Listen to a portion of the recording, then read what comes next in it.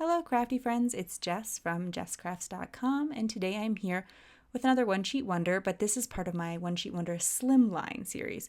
So I'm going to be showing you how to use one piece of 6x6 pattern paper to make a single card with no pattern paper scraps.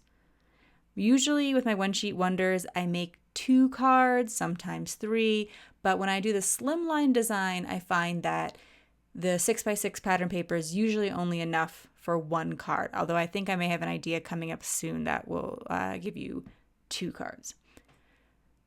I am going to be using my Sunny Studio paper because it's like one of my go-tos. You'll see it a lot when I do these Slimline tutorials, and that's just because it's really simple pattern paper and it has double sides, so it has 2 sides, which means that I can mix up the patterns a bit. But I think that because it's kind of a simple pattern paper, it helps you envision this with anything else. Like, you don't have to have the same paper pad. You can imagine putting many, many colors together instead. The pattern paper won't steal the show. And that's not really the point. The point is to help you to use your pattern paper. Now, if you have really beautiful pattern paper, by all means, it can really be a prominent part of your card. But I like to show you how you can really just get through some of that pattern paper if that's what you want to do, or just enjoy using your pattern paper if that's what you want to do. You don't have to know what size I cut all this to, because if you've watched before, you'll know there is a template over on my blog. So in the video description, head over to my blog and you'll get a little PDF and it'll tell you exactly how to cut this piece of paper. I started by cutting it to 3x6 and then made 4x6, and then I made 2 3x4 pieces, which are what I am using here to make it look like I have a really long piece. Now, when I say slimline, I am creating an 8.5 by 3.5. There are some different slimlines out there. I like this particular size because it works well with an 8.5 by 11 piece of cardstock, which is what I tend to keep on hand.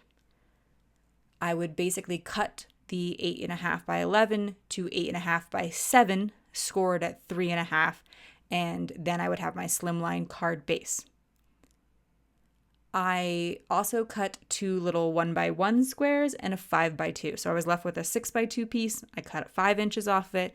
I have that 1x2 left and make 2 little 1x1s, which I am again combining to make it look like I have a long skinny piece down the center, but I don't.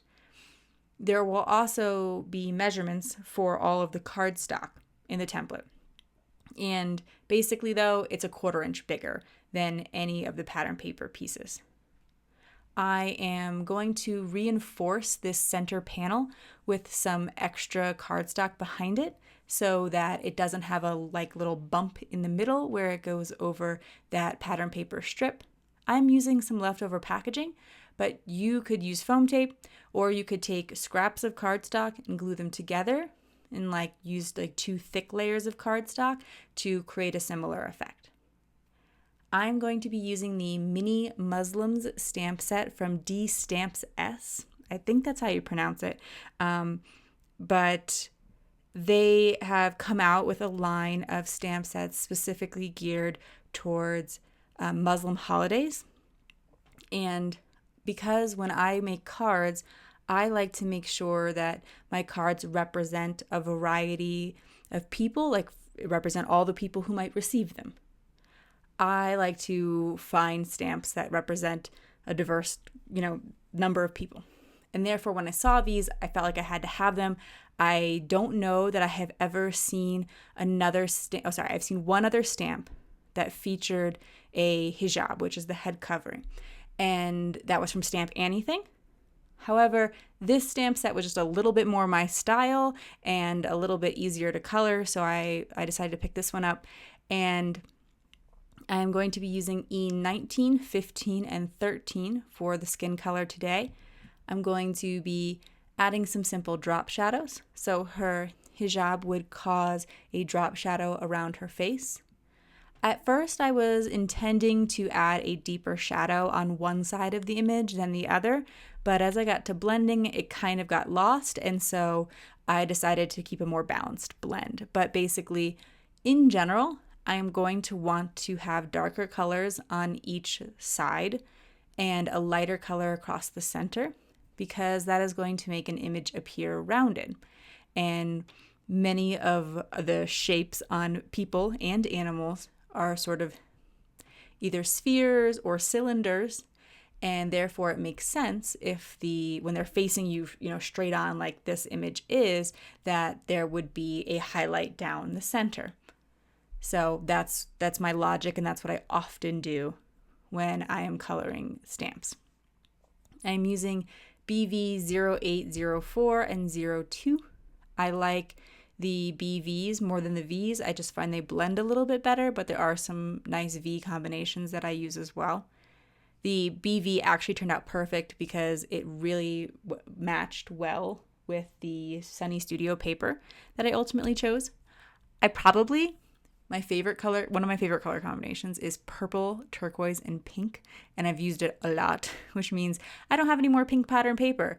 So I probably would have picked pink pattern paper if I had any left in that paper pad, but this kind of forced me to make a different choice, and it wound up being a little bit more of a monochromatic card, but I really like the way it turned out.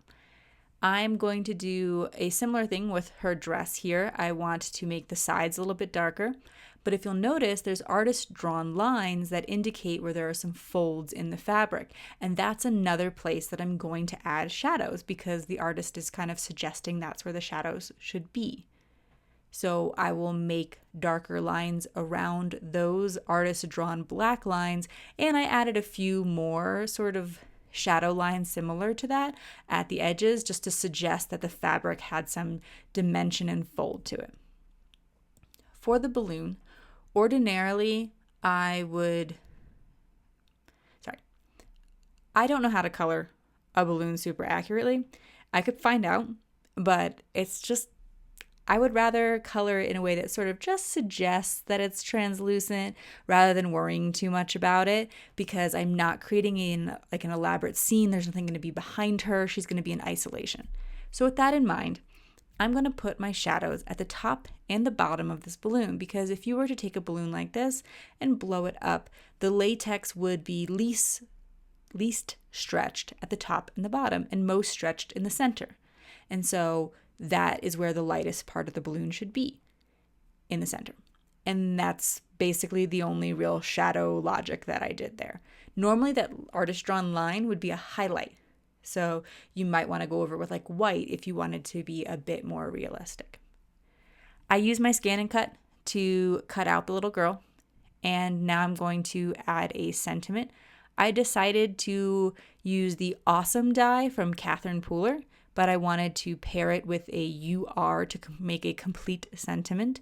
So I found this UR phrase in a waffle flower stamp set that I own, but I could have also, I'm sure I have URs all over in my collection that I could have found one, or I could spell it with alphabet stamps as well.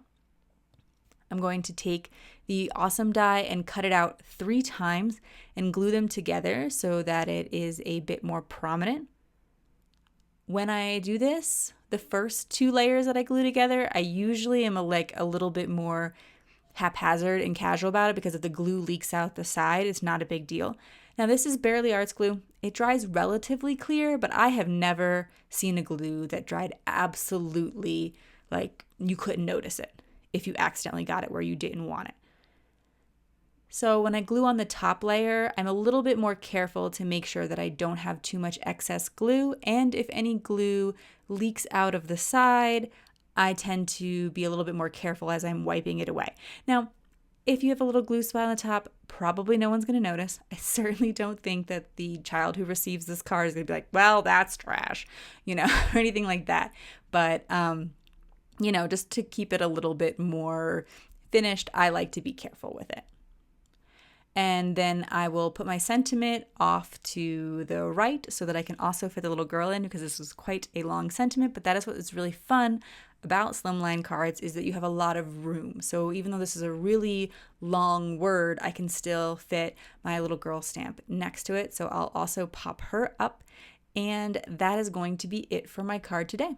If you like this video, please give it a thumbs up. If you're interested in more crafting tutorials, be sure to subscribe to my channel. As mentioned, you can find this template and download it as a PDF over on my blog, so I'll leave you a link for that in the video description, as well as to all of the products that I mentioned and used in this video today. Thanks so much for watching. Have an awesome day. Bye.